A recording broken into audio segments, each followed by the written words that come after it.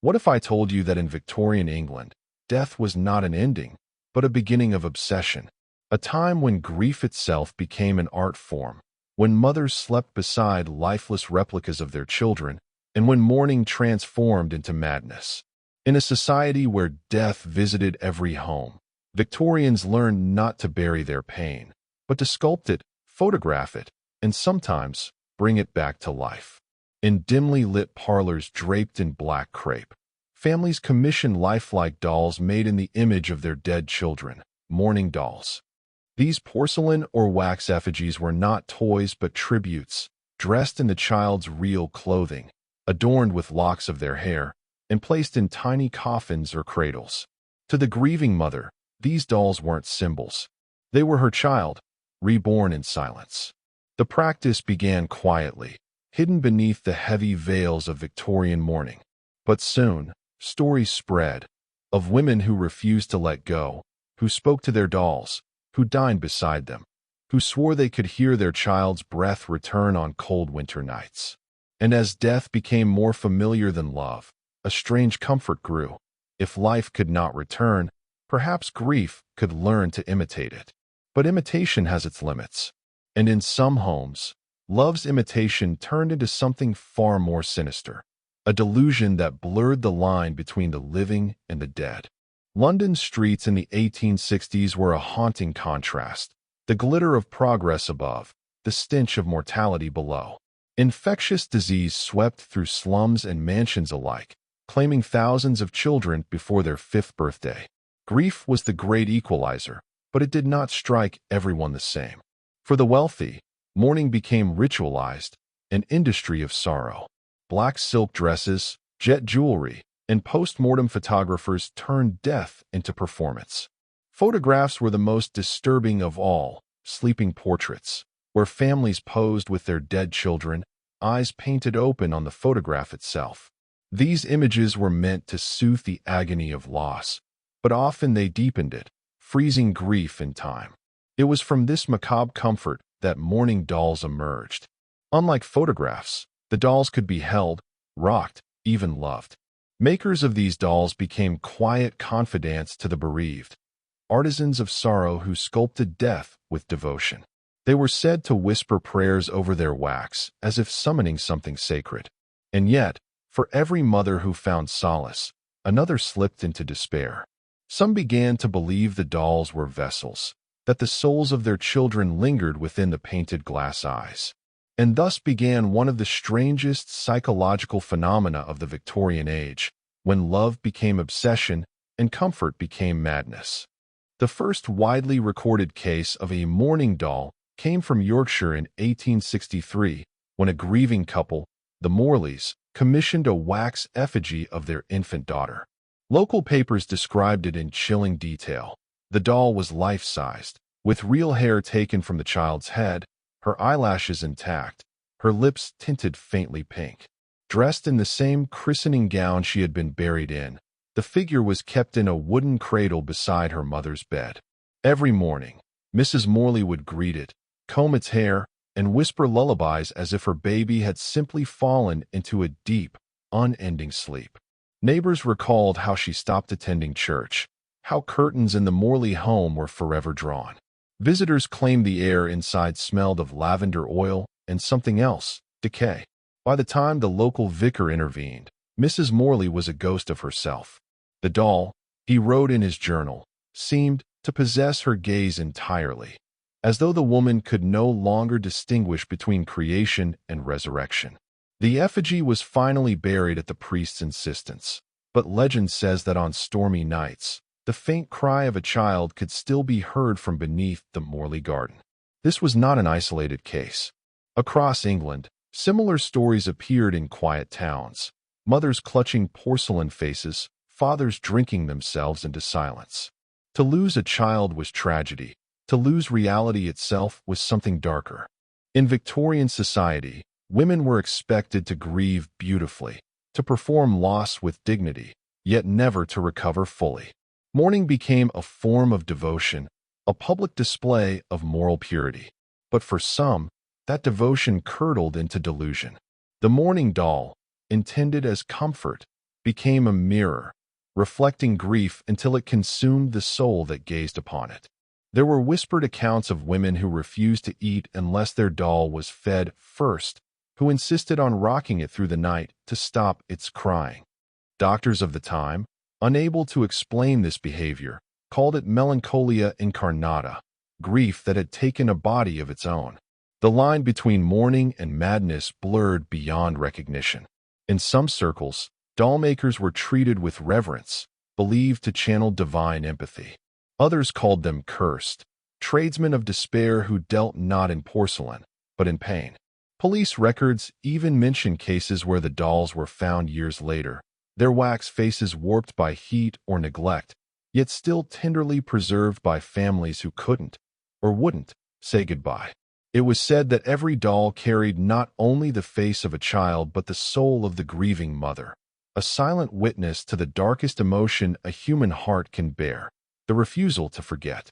Parallel to the doll makers, another trade flourished, post-mortem photography. In darkened parlors, bereaved families dressed the deceased in their finest clothes, propped them upright with hidden stands, and gathered beside them for what appeared, at first glance, to be a family portrait. But a closer look revealed the truth, the lifeless stillness, the faint discoloration of the skin, the too perfect calm.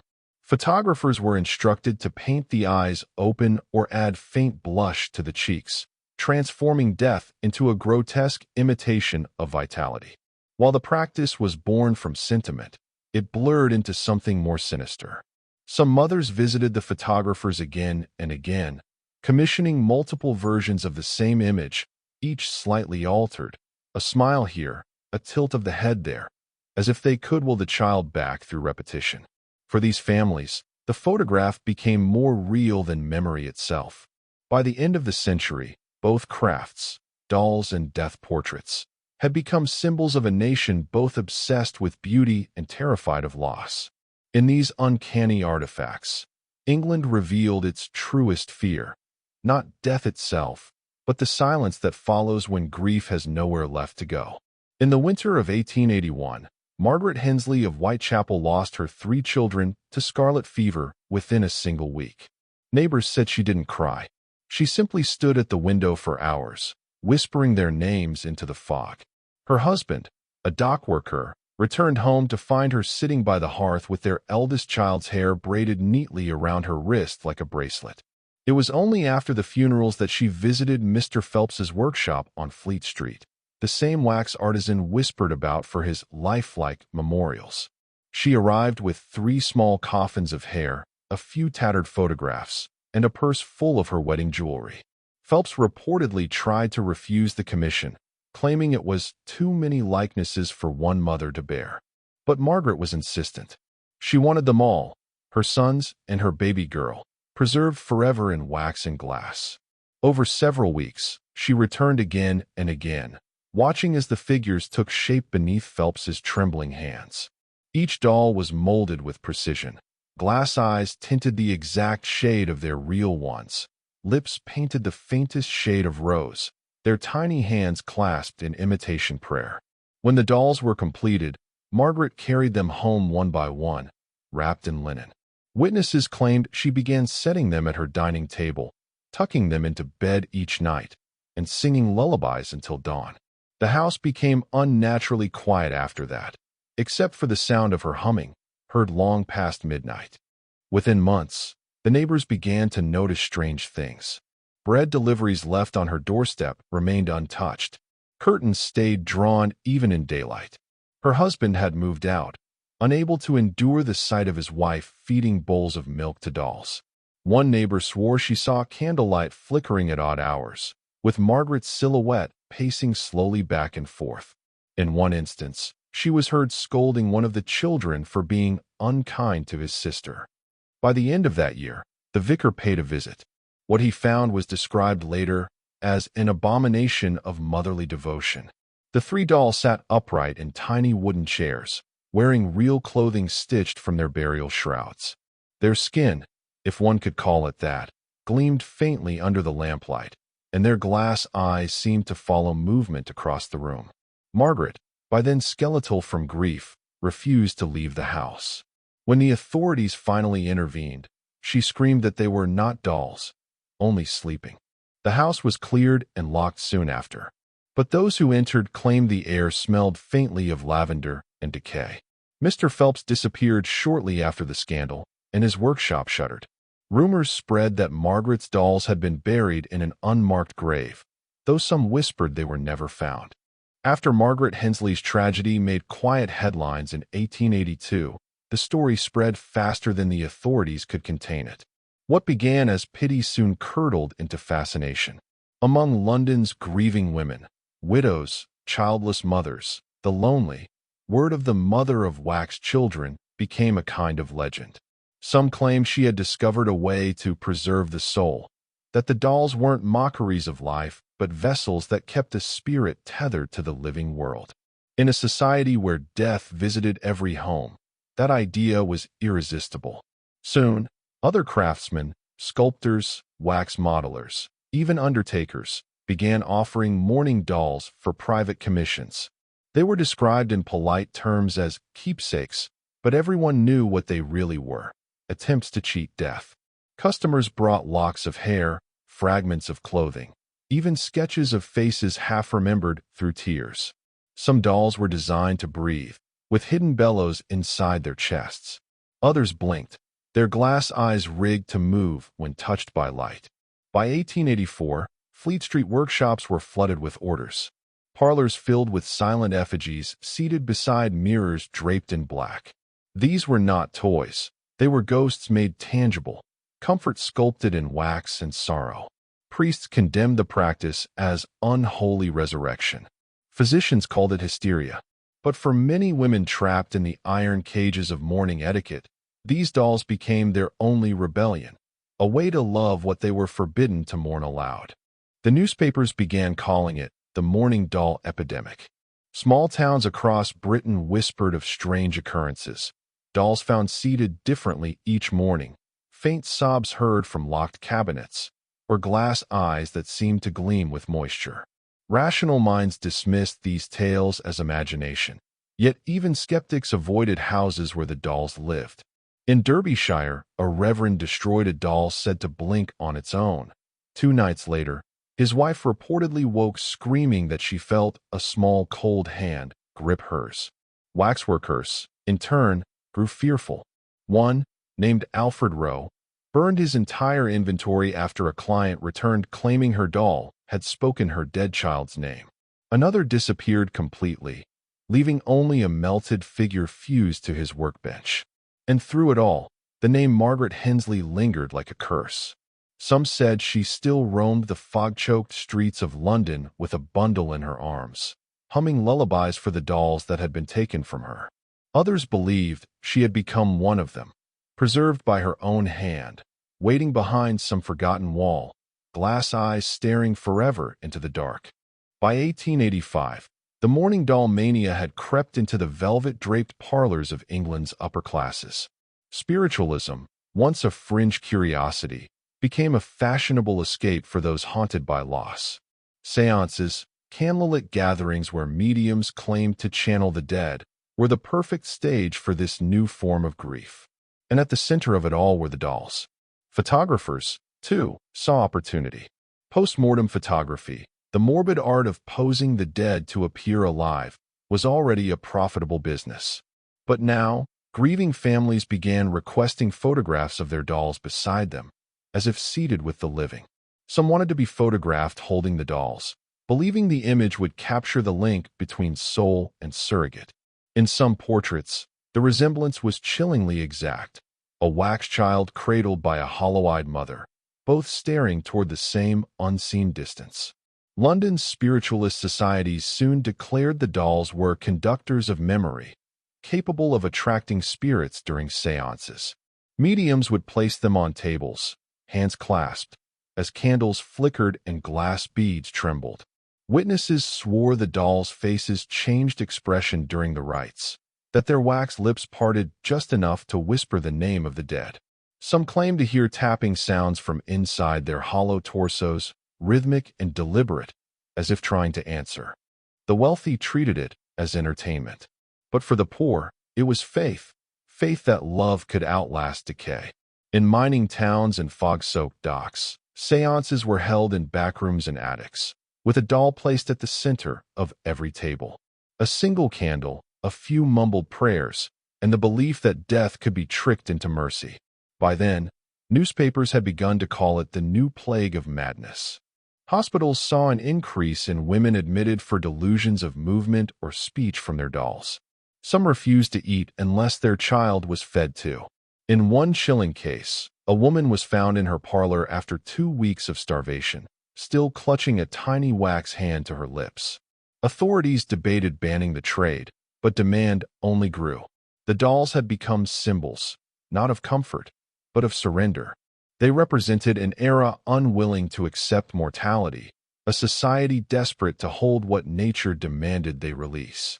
And beneath that desperation was something darker, the dawning realization that, in trying to preserve love, the Victorians had created something far colder, a new kind of death that could sit beside you in silence. In the winter of 1890, in the town of Bath, a widow named Margaret Ellis became the center of one of the most whispered stories in Victorian England. She had lost her only daughter, Clara, to scarlet fever, a loss that left her motionless for weeks. When she finally emerged from her grief, she returned not with healing, but with a doll. Neighbors said it looked exactly like Clara. Same golden curls, same freckled cheeks, the same faint dimple beneath the lip. Margaret told them a local craftsman, a man who worked with the still, had helped her make it. At first, it was harmless. She sat with the doll each morning, brushing its hair, singing lullabies only her daughter had known. But soon, the lines blurred. Visitors found her speaking softly to it, pausing as if listening for a reply. Then came the incident at the local chapel. Margaret had brought the doll to service, claiming it needed to hear the sermon. When the vicar tried to remove it, she screamed, not words, but a shrill cry that echoed through the pews. Days later, she was seen walking the foggy streets at night, the doll wrapped in a baby blanket, its wax face glowing pale beneath the gaslight. Rumors spread like wildfire. Some said she had been tricked by a charlatan medium who promised to return the breath to the dead. Others swore the doll itself moved when touched, that its eyes glistened wetly as if alive. Then came the night of the fire. Neighbors awoke to the smell of smoke and the sound of laughter, not frantic, but calm, almost joyful. By the time they broke through the door, Margaret's cottage was engulfed in flames. She was found sitting in her chair, unburnt despite the heat, the doll still in her lap. The fire had consumed everything except them. Witnesses claimed her eyes were open, fixed in a smile of peace, as if she had finally reunited with her child. The doll, however, was changed. Its skin, once soft and waxen, had turned dark and glass-like.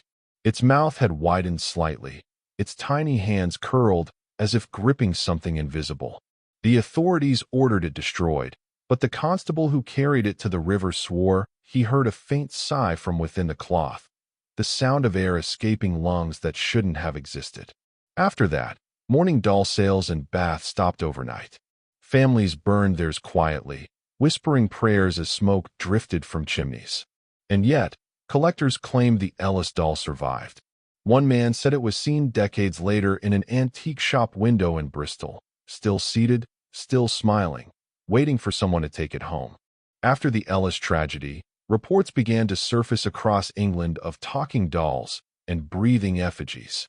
In Norwich, a grieving tailor was said to have built a doll from the hair and skin of his dead wife, keeping it seated by the fire as if she were still alive. In London's East End, a woman was discovered rocking an empty cradle, whispering to a porcelain infant whose eyes rolled open whenever the clock struck midnight. Doctors dismissed such stories as hysteria, symptoms of grief-induced delusion. But the accounts multiplied. The dolls weren't merely comfort objects. They became vessels for madness, and in some cases, inexplicable phenomena. Newspapers of the time, the Penny Illustrated Paper and the Daily Chronicle, began publishing sensational tales of mourning dolls that move. Some claimed the wax softened as if flesh warmed by breath, that the hair grew, or that eyelids fluttered during storms. Skeptics blamed poor craftsmanship or moisture in the air, yet the descriptions were eerily consistent. The mourners swore the dolls were aware, that they listened, that they waited. Soon, a group of scientists from the Royal Society conducted quiet investigations. They collected reports, examined dolls, and interviewed witnesses. What they found unsettled them. Minute fractures inside the glass eyes that reflected light strangely, and beneath the surface of the wax, faint outlines of veins, as if something organic had taken root within. One surviving record, dated 1892, describes a mourning effigy that exhaled condensation on a mirror held before its lips. The experiment was conducted by Dr. Charles Wainwright, a physician obsessed with the study of post-mortem preservation. His notes, recovered years later, speak of a reaction between human tissue and embalming wax that cannot be reproduced under natural conditions. In private letters, Wainwright admitted he feared the doll contained fragments of living matter, microscopic remnants that refused decay. When these findings reached the press, outrage followed. The church denounced the experiments as heresy, claiming scientists had trespassed upon divine boundaries. Yet beneath the public horror, secret collectors grew bolder. Sentimental taxidermy, they called it, the art of turning loved ones into relics. By the turn of the century, the trade in mourning dolls had become both profitable and feared. They were whispered to carry not souls, but echoes, unfinished grief trapped in wax and hair. For the Victorians, grief had always been a ritual, but now it had taken shape. In every parlor where a doll sat too still, every portrait where glass eyes reflected too much light, the line between memory and madness blurred forever. Over a century later, in 2007, a forgotten storage wing of the Museum of London was being catalogued for renovation. Among dusty crates of Victorian artifacts, hair wreaths, faded death masks, and cracked daguerreotypes, a curator named Amelia Hart uncovered a long wooden box labeled only with a single word, Evangeline. Inside was a doll wrapped in black silk, its wax face untouched by time. The label beneath it read, Mourning Effigy, circa 1884. At first, it seemed like just another remnant of England's strange funerary past. But Amelia noticed something that unsettled her. The doll's glass eyes had a faint, almost moist reflection, as though someone had breathed across the moments before she opened the box. Its hair was real, dark, and threaded with tiny ribbons that had fused to the wax scalp. Beneath the layers of fabric, something faintly rattled, like pebbles in a jar. The museum's restoration log noted an odor, faintly sweet, metallic, and decaying. When photographed, the doll's face appeared blurred in every image, even under controlled lighting. Amelia, skeptical but curious, began researching its provenance. The records led her to a name long forgotten, Margaret Ellis, the same woman whose story of grief and obsession had once horrified Victorian society. How had the doll survived? And why did it seem so intact, as if preserved beyond nature's limits? Amelia reached out to historians specializing in mortuary culture, and one detail stood out immediately. The stitching across the doll's torso was not decorative. Under infrared imaging, it revealed a faint outline of human bone structure embedded within the wax core. The findings were never made public. Museum officials ordered the item sealed for ethical and safety concerns, citing the presence of biological material. But Amelia could not let it go. Night after night, she returned to the archive room. The temperature readings fluctuated around the box, dropping nearly 10 degrees whenever she drew near. And each time she left, she swore she heard a faint tapping, rhythmic, deliberate, like fingernails brushing against wood. When she finally confessed to her supervisor, he dismissed her claims as stress.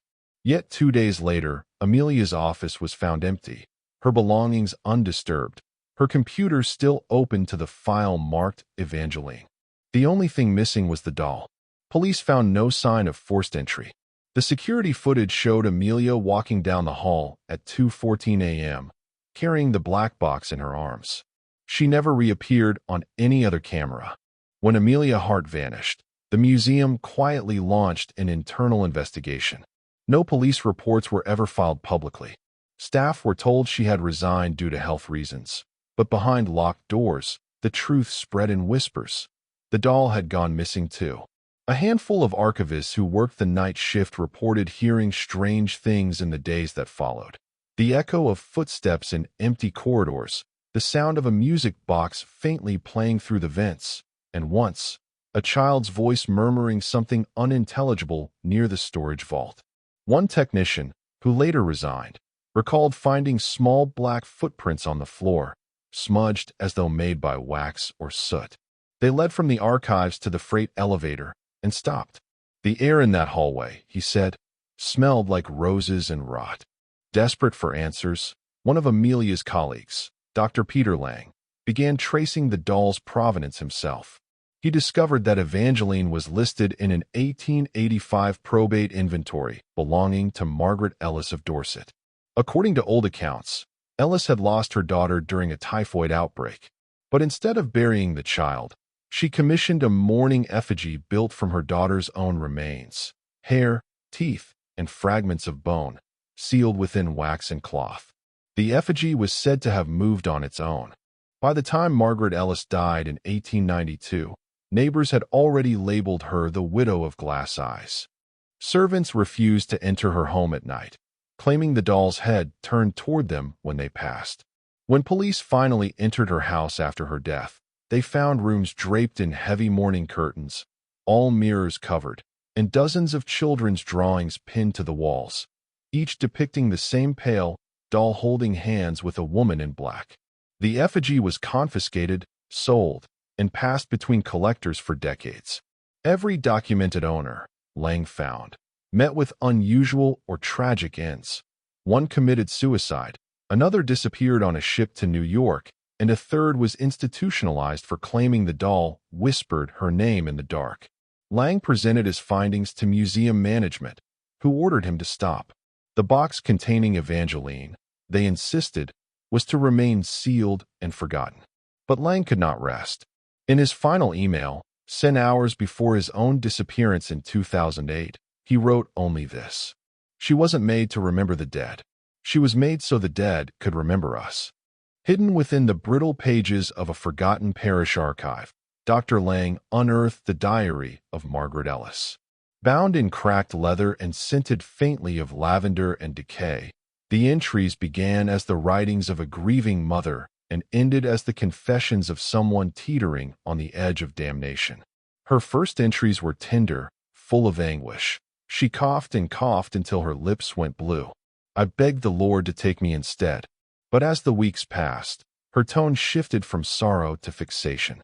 Margaret began writing of a craftsman named Mr. Wren, a doll maker who specialized in memorial art for bereaved families.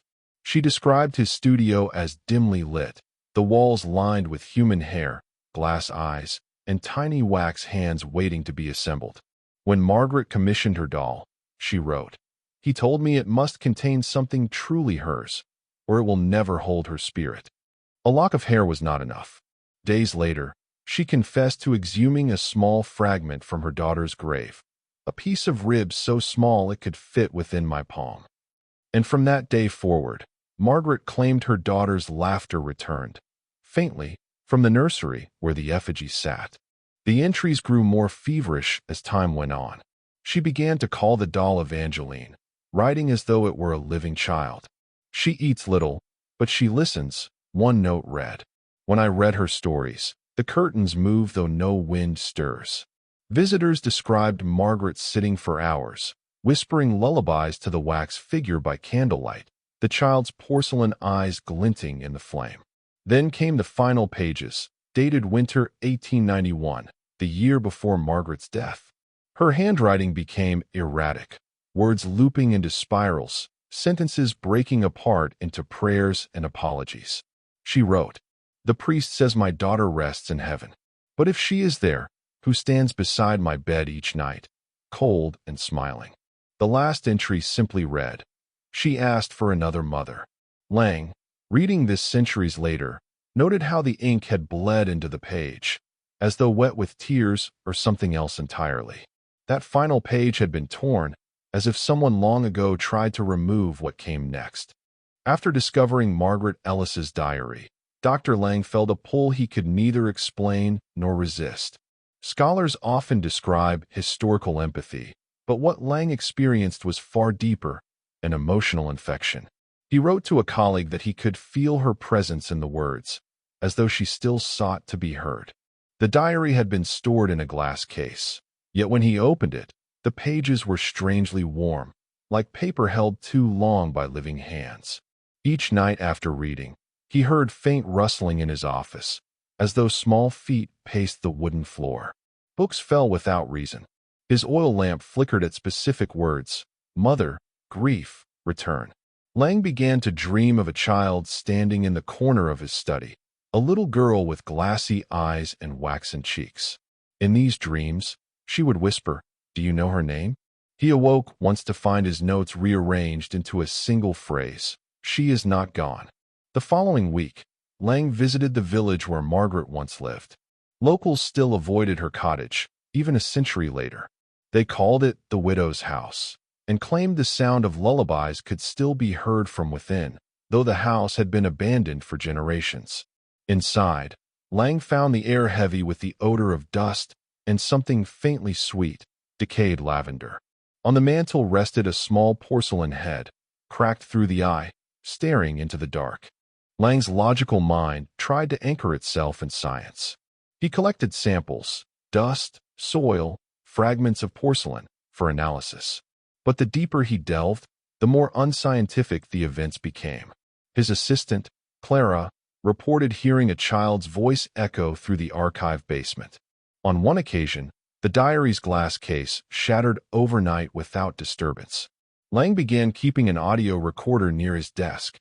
Reviewing one tape, he heard faint breathing between his own words and a child's whisper, "You read my mother's name wrong." He stopped sleeping soon after. In the margins of his research journals, he started sketching small dolls, each one with a slightly different face. He didn't remember drawing them. Clara found him one morning sitting in darkness, muttering that grief was a contagion, not of blood, but of memory. When she asked what he meant, he lifted the diary and pointed to the torn final page. Whatever she invited into that house, he said, never left. That night, Lang locked the diary away. Yet witnesses later said the light in his office burned until dawn, flickering against the window, like a candle beside a cradle that would never go dark. Dr. Lang's research led him to Edmund Bellamy, a craftsman whose name appeared repeatedly in Margaret's diary. Bellamy was once renowned for his lifelike porcelain dolls, soft glass eyes, real human hair, and joints that mimicked the subtle grace of a breathing child. But Bellamy's workshop had been abandoned since 1872, after neighbors reported the smell of rot and oil. Lang traced the location to a crumbling warehouse in Birmingham, sealed shut with boards and rusted chains. Inside, he found what the press once called the Chamber of Echoes. Rows of unfinished dolls stood on benches, some headless, others with eyes too human, too sorrowful. Their faces were molded from wax tinted with ashes, giving them a sickly pallor. The dolls' dresses were stitched with initials in faded thread, E, MH, AC, names Lang would later recognize from church burial records. Among the debris lay ledgers detailing orders of remembrance. They weren't toys. They were mourning commissions, dolls crafted to resemble the dead. Families would send a lock of hair, a photograph, or a child's dress. Bellamy would return to them a perfect imitation, meant to sit forever in the nursery the child once played in. But one order stood out, a commission for Margaret Ellis, dated 3 months after her daughter's death. In the margin, written in a trembling hand, were the words, "She will breathe again." Lang's pulse quickened as he pieced the connection together. Bellamy's art had not been about remembrance. It was about resurrection. Local folklore claimed Bellamy experimented with chemical compounds, embalming fluids, and mortuary wax to preserve memory through form. His dolls were not representations, they were reconstructions. In the back of the workshop, Lang uncovered a locked trunk. Inside were delicate plaster molds lined with human hair and the faint scent of something floral, perhaps camphor or perfume.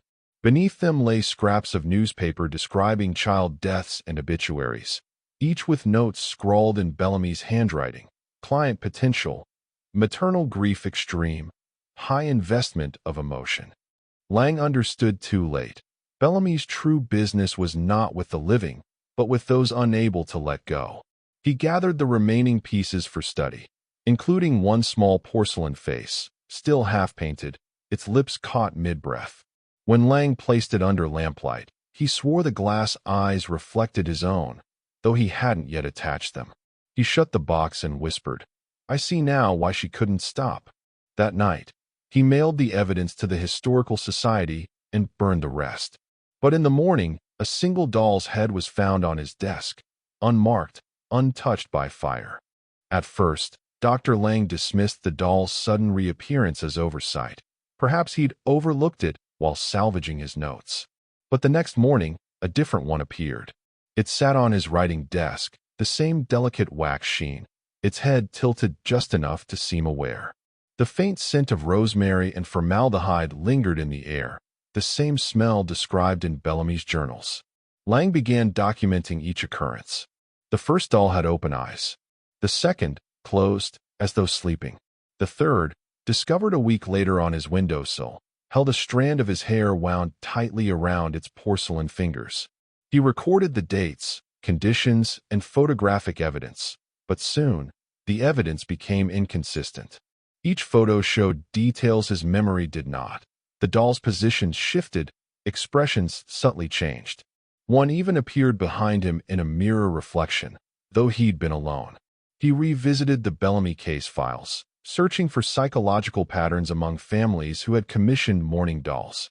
A disturbing consistency emerged. Every surviving relative had reported voices in the nursery, soft weeping, or the rustle of silk when the room was empty. Lang's rational mind fought to contain the impossible. "It's suggestion," he wrote. "Grief imprints itself on matter." Yet late one night, while reviewing his transcriptions, he heard it, a faint tapping, steady and patient, coming from inside the evidence crate. Lang froze. The crate had been sealed. He approached it slowly, listening as the sound shifted, not tapping now, but a fluttering, like the gentle brushing of fingertips across wood. His breath caught. For the first time, he realized what he'd overlooked in Bellamy's process. The dolls weren't mere objects. They were vessels, sculpted to house fragments of those lost to grief. And Margaret Ellis, the woman whose case began it all, had written in her final letter, "She speaks when no one listens." When Lang pried open the crate, the room filled with the sickly sweet odor of decaying flowers. Inside, the doll from the workshop lay motionless, but beside it was a handwritten note in unfamiliar ink. "She doesn't want to go back." Lang's rationality fractured.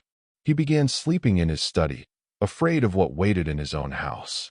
Neighbors later testified that his windows were never dark.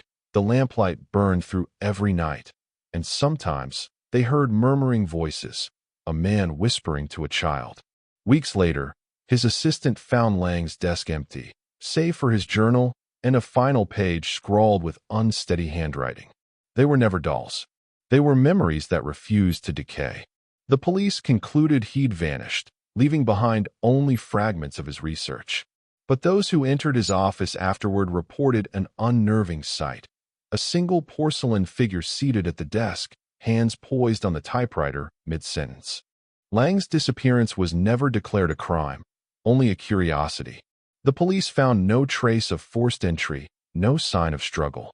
His notes, however, told a story that read more like confession than research. Sketches of faces he swore belonged to the dolls. Journal pages stained with candle wax and ink blots shaped like small handprints.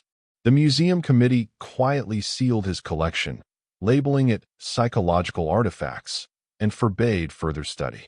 Yet rumors began to leak. The night watchman, an old man named Cooper, claimed that sometimes, when he passed the locked room, the typewriter inside clattered on its own. Then came the first visitor report. A young historian, Margaret Dean, obtained permission to study Lang's work. Within days, she confided to a friend that she could hear the dolls' faint sighs behind the glass, like air escaping lungs.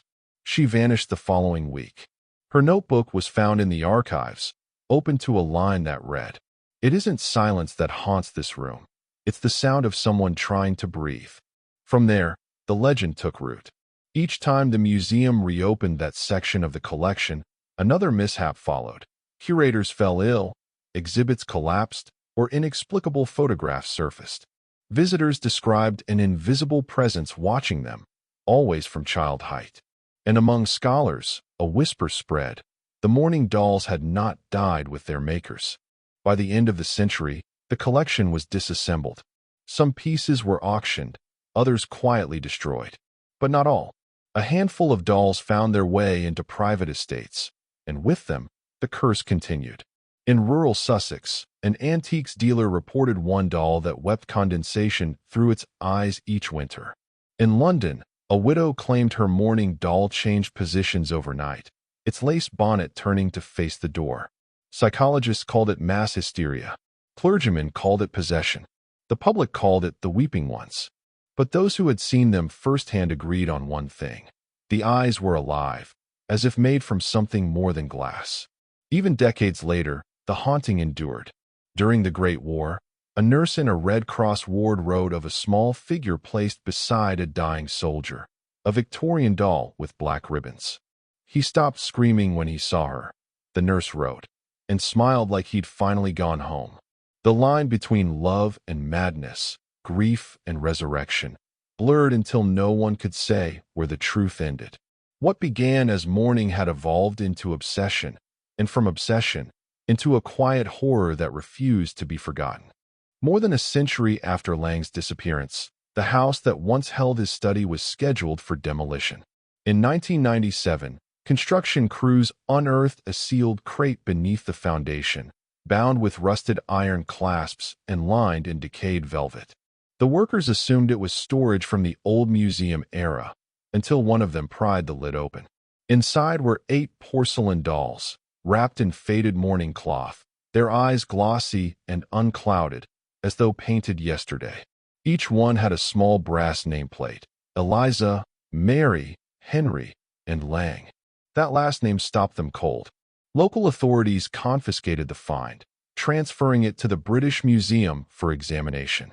Within a week, several curators reported unusual phenomena: malfunctioning lights, sudden chills, and the faint sound of a music box playing, though none could find the source.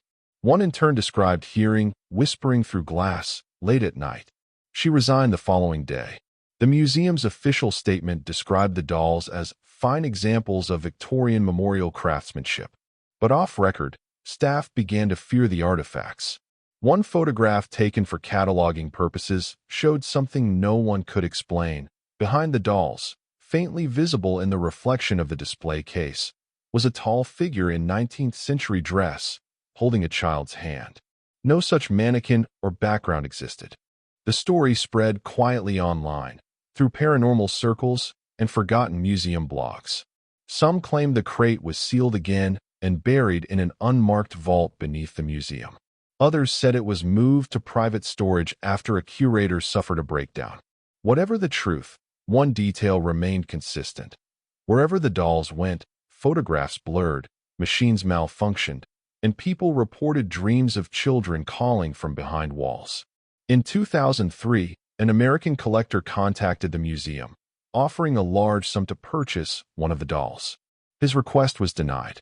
3 months later, he was found dead in his study in Boston, surrounded by sketches of the same dolls, drawn over and over again. On the final sheet, he had written just 2 words: "They remember." Historians dismiss these tales as urban legend, yet the evidence remains: records of missing staff, unexplainable photo distortions, and museum logs sealed from public access.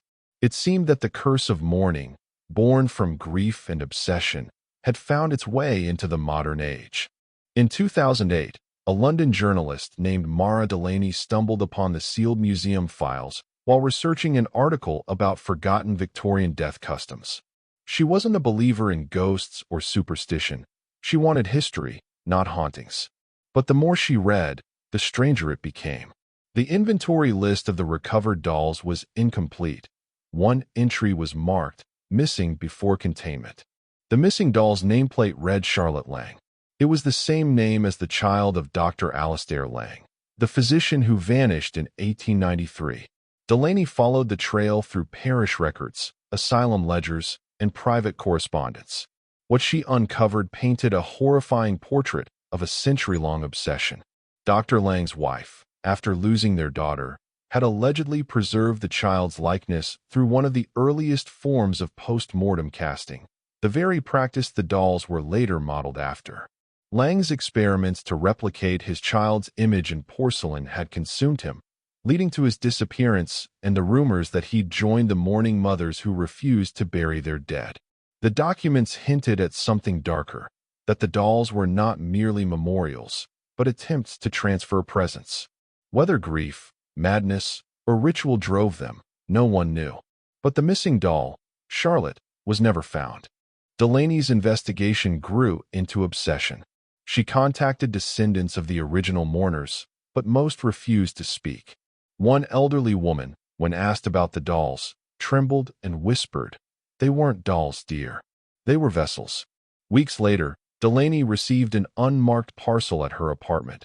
No return address, postmarked from Manchester. Inside was an antique photograph. A little girl in Victorian dress holding what appeared to be a porcelain figure.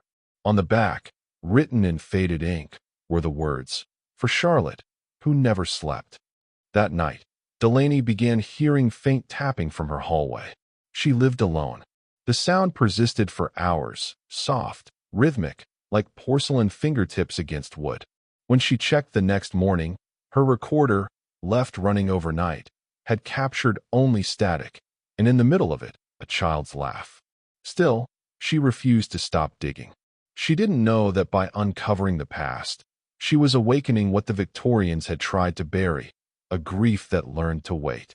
Mara Delaney's search led her north, to Renly, a crumbling village on the edge of Lancashire, long abandoned except for a few scattered families.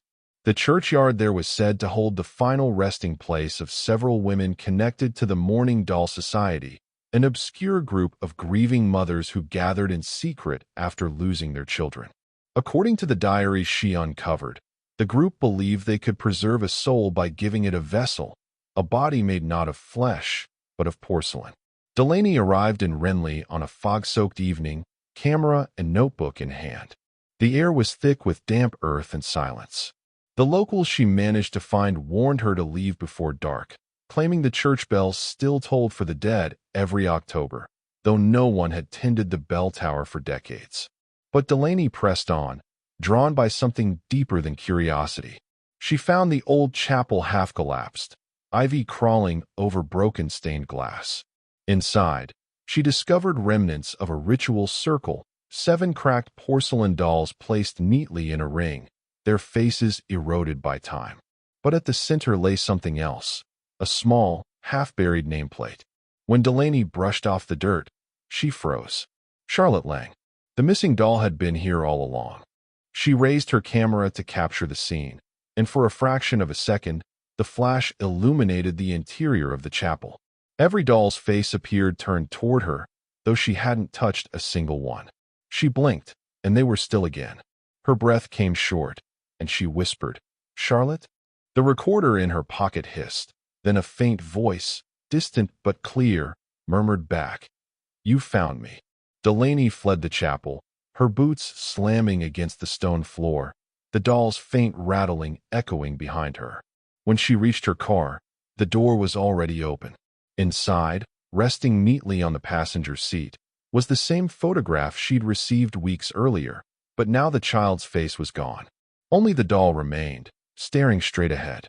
Later that night, when Delaney uploaded her footage, every frame from the chapel was intact, except one. In that missing second, between the flash and the stillness, a blurred silhouette stood among the dolls, small, pale, and smiling. The world never saw that footage. Her final report was never published. But her apartment lease expired unnoticed. Her camera, recovered months later in Renly, battery drained. The last file on the SD card was titled, "For Charlotte." Months after Mara Delaney's disappearance, her case became a modern ghost story among online forums dedicated to dark Victorian history. Users dissected every frame of her recovered footage, searching for patterns, the strange whispers beneath the static, the faint lullaby that played backward when slowed to half speed. Some believed it was nothing but an elaborate hoax, a modern creepypasta given the polish of academia. But one user, posting under the name Ashby1873, claimed otherwise. He said he had seen one of the dolls, Charlotte Lang's, specifically, inside a private collection at a museum in Bath, sealed behind glass. He described it in unsettling detail. A cracked porcelain face with faint human teeth embedded in the mouth, and a strand of real hair coiled beneath the bonnet. The curator refused to discuss its origin, claiming it was a late Victorian composite piece used in mourning displays. But Ashby 1873 posted photographs that matched the doll from Delaney's footage. Within days, his account vanished. The photo, however, spread across the internet, a haunting, black-and-white image of a doll staring directly into the lens. Experts debunked it, but the rumor persisted. The doll's eyes seemed to change between uploads, shifting ever so slightly, as though aware of the attention it received. 1 year later, an anonymous package arrived at the offices of the British Historical Review.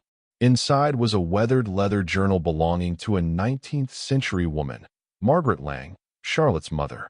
The entries within were almost illegible, but certain lines stood out. "The surgeon said she is gone, yet I feel her breath still. The doll must remain near me, for she listens when I sing. If her soul is trapped, I shall not rest until it is free." The final entry, dated 1884, read simply, "Tonight, she will walk again." Researchers traced the handwriting and confirmed its authenticity.